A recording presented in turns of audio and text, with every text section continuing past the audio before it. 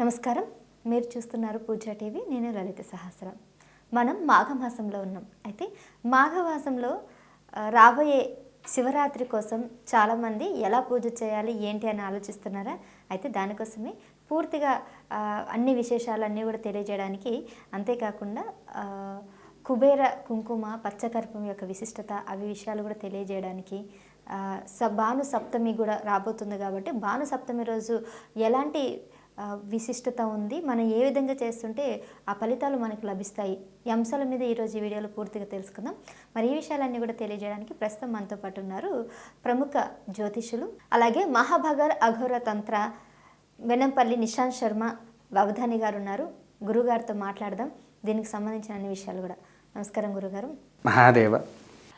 గురుగారు, క్రితం మనం మాట్లాడుకున్నాం కుబేర కుంకుమ గురించి. అయితే ఈ కుబేర కుంకుమ వాడడం వల్ల అప్పుల బాధ నుంచి బయటపడవచ్చు, లేకపోతే అకాల మరణాలు కూడా తప్పిపోతాయి, అనారోగ్యం వాళ్ళు ఉన్న వాళ్ళు ఎవరైనా ఇది వాడినా కానీ అనారోగ్యం మొత్తం కూడా పోయి ఆరోగ్యవంతులు అవుతారని కూడా మీరు చెప్పిన సందర్భం ఉంది. అయితే అసలు ఏంటి కుబేర కుంకుమకి ఇంత శక్తి ఎలా వచ్చింది, దాని మహిమ ఏంటి, ఇంకొకసారి పూర్తిగా చెప్తారా? సంతోషంగా తల్లి. అసలు మనకు కుబేర కుంకుమ భూమి మీదకి రావడానికి చాలా గొప్ప కథనే ఉంది. కథగాడు నిజంగా జరిగింది. యక్షిణీలు పేరు ఎప్పుడైనా విన్నారా తల్లి? యక్షిణీలు విన్నానండి. భూమి మీదకి వచ్చారు. ఎందుకు వస్తారు? భూమి మీద శపించి భూమి మీద పడ్డారు. ఈ యక్షిణీలందరూ ఎవరి దగ్గర నివసించేది? దేవతల దగ్గరనా? గాంధర్వలు. గాంధర్వలోకానికి అధిపతి ఎవడు? కుబేరులు. కుబేరుల వారు అధిపతి. ఆయన దగ్గర మాత్రమే ఈ కుంకుమ ఉండేది. ఇంకా ఏ దేవుళ్ళ దగ్గర కూడా ఉండకపోయేది ఈ కుబేర కుంకుమ. ఈ యక్షిణీలతో పాటు భూమి మీదకి ఇంకొక అరుదైన పుష్పం కూడా వచ్చింది. ఏంటంటే అది? నిత్యంగా లక్ష్మీదేవి కూర్చునేటువంటి పుష్పము. అమ్మవార్లకు ఆ పుష్పముతో పూజ చెయ్యాలి. ఏం పుష్పం అంటారు అది? కమలమేనా? ఓహో, కమల పుష్పమే. ఎందుకు అనంటే మొదలుగా ఈ యొక్క పుష్పాలు కేవలము కుబేరుడి దగ్గర మాత్రమే ఒక పెద్ద సరస్సు ఉండేది. ఆ సరస్సులో ఇవి పూసేటివి. అందులో సరిగ్గా 108 మాత్రమే పూస్తాయి. ఎందుకంటే ఒక పుష్పం ఎక్కువ పోయేది, ఒక పుష్పం తక్కువ పోయేది. అయితే ఈ యొక్క మన కుబేరుల వారు ఒక యక్షిణి కప్పు చెప్తారు. ప్రతిరోజు ఆయన శివార్చన చెయ్యాలి. ఈ శివార్చన చేసేటప్పుడు ఆ పుష్పాలు తీసుకువచ్చి శివుడికి ఒక్కొక్క నామం చెప్పుకుంటూ ఒక్కొక్క పుష్పం పెట్టేవాడు. కమల పుష్పాలు. ఈ కమల పుష్పాల ఆకులతోని ఇంకొన్ని ఉంటాయి, అవన్నీ కలిపి కుబేర కుంకుమ తయారు చేసేవాడు అన్నట్టు. తయారు చేసి ఆయన పెట్టుకుంటూ ఆ పరమేశ్వరుడికి పెట్టి ఆయన పెట్టుకునేవాడు. అలా ఒక రోజున ఉండేసరికి ఆ యక్షిణి ఎవరైతే ఉందో కుబేరుడి యొక్క కుమారుడితో ప్రేమ వ్యవహారంలో పడుతుంది. Okay okay.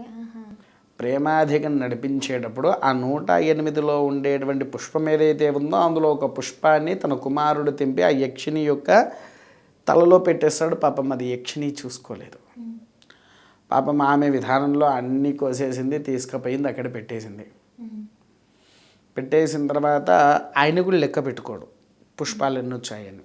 ఒక్కొక్క నామం చెప్పుకుంటూ ఇలా ఒక్కొక్క పుష్పం, ఓం శివాయ నమః, శంభవే నమః, పినాకినే నమః, శశిశేఖరాయ నమః అని ఒక్కొక్క నామం చెప్పుకుంటూ ఒక్కొక్క పుష్పము పరమేశ్వరుడి దగ్గర పెట్టేటువంటి వాడు.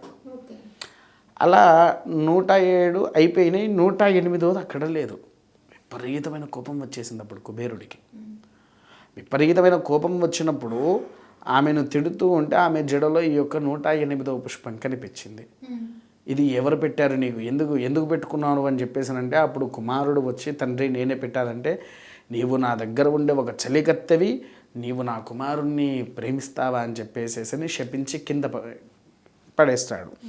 శపించిన తర్వాత ఏమవుతుంది, అలా కుబేరుల వారు ఈ యొక్క యక్షిణిని శపించగానే భూమి మీద పడిపోతుంది. భూమి మీద పడిపోయి తన తలలో ఉండేటువంటి ఆ కమల పుష్పము భూమి మీద పడిపోయి అక్కడ ఒక సరస్సు ఏర్పడి అక్కడ ఈ యొక్క కమలాలు ఏర్పడడం అనేటువంటిది జరిగింది. అయితే అప్పుడు భూమి మీద పడిన తర్వాత ఈ కమల పుష్పంలో ఒక అరుదైనటువంటి గింజలు దొరకడం ప్రారంభమైనవి. మామూలుగా తామర పువ్వు గింజలు అని వింటూ ఉంటాం కదా, అవి ఎప్పుడు వస్తుంది? ఒక అద్భుతమైనటువంటి గింజ కేవలము పౌర్ణమి రోజున మాత్రమే ఒక శక్తి గింజ అనేది వస్తుంది. ఆ శక్తి గింజ అనేది తీసుకొని అది దీంట్లో వేసి కుబేర కుంకుమ తయారు చేసేవాడు. మళ్ళీ దాన్ని ఆస్వాదించేసరికి లక్ష్మీదేవి శ్యామలాదేవి అంటే తెలుసా మీకు?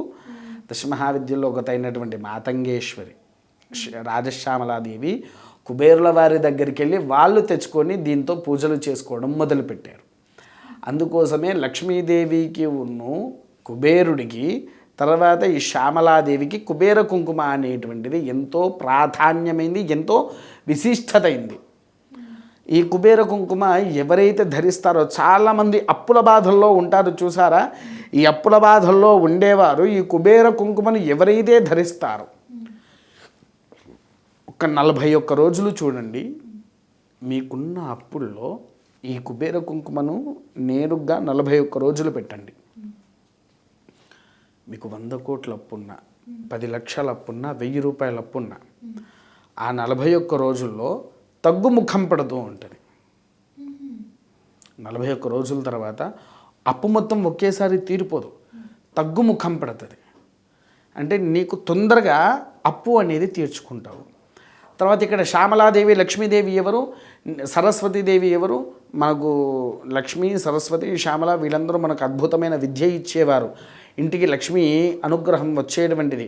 శ్యామలాదేవి సంపూర్ణమైనటువంటి విద్యాకారిణి, అందుకోసం అన్ని రకాల శక్తిని అందింపజేస్తూ ఉంటుంది. కాబట్టి ఈ ఒక్కటి ఎవరైతే ధరిస్తారో అనారోగ్య సమస్యలతో పాటు కూడా నివారణ అవ్వడం అనేటువంటిది జరుగుతుంది. అందుకోసమే ఈ కుబేర కుంకుమ 41 రోజుల పాటు ఆగకుండా నీవు ధరిస్తే అప్పు సమస్య అనేది తీరడం జరుగుతూ ఉంటుంది. అదొక కారణం అని కూడా చెప్పవచ్చు. ఓకే, ఈరోజు నాకు దీని గురించి పూర్తి అవగాహన కలిగింది. సో 41 రోజులు ఖచ్చితంగా వాడినట్లయితే తగ్గుముఖం పడే అవకాశం అయితే కనబడుతుంది. ధన్యవాదాలు గురూజీ. మహాదేవ. చూసారు కదండి, సో వెనంపల్లి నిశాంత్ శర్మ గారు చాలా చక్కగా వివరించారు. ఆయన వేదంతో పాటు చాలా విద్యలు కూడా నేర్చుకున్నారు. అండ్ మీకు దీనికి సంబంధించి ఎలాంటి సందేహాలున్నా, ముఖ్యంగా ఈ కుబేర కుంకుమ గురించి కానీ పచ్చకర్పూరం గురించి కూడా ఇంకా సందేహాలన్నా కూడా డెఫినెట్గా కామెంట్ చేయండి. గురుగారితో మరో వీడియోలో మళ్ళీ కలుద్దాం. ఇంకా బోల్డ్ అనే విషయాలు మనకి రాబోయే మాసంలో జరిగినటువంటి రాబోయే మాసంలో వచ్చేటువంటి విశిష్టతల గురించి, పూజా విధానాలు కూడా అన్నీ కూడా తెలియజేస్తారు.